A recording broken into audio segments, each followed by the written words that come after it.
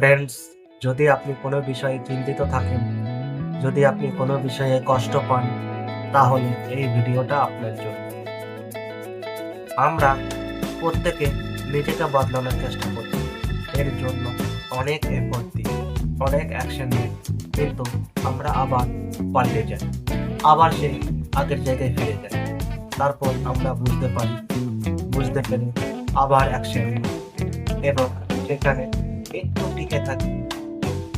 তারপর এসে আমরা আবার পাল্টে যাই, আবার সেই আগের জায়গায় ফিরে যাই। আর এই পুরো খেলাটা চলতেই থাকে। অ্যাকশন নেওয়া, আবার কোনো অ্যাকশনে ফিরে যাওয়া। এসব দেখে আপনার কি মনে হয়? কোনো অভ্যাস কখনো হঠাৎ করে বদলে যায়? অভ্যাসকে বদলাতে গেলে আপনাকে সেখানে কনসিস্টেন্ট থাকতে হবে। দীর্ঘদিন নিয়মিতভাবে যখন আপনি নতুন অভ্যাস নেবেন, তখন ভালো অভ্যাস শক্ত হবে, আর পুরোনো অভ্যাসগুলো আপনা আপনি গড়ে তুলতে হবে। একটা কথা মনে রাখবেন, পুরোনো অভ্যাসের সঙ্গে লড়াই করা যায়, তার সামনে নতুন অভ্যাস রাখতে হবে এবং সেখানে আপনাকে কনসিস্টেন্সি বজায় রাখতে হবে।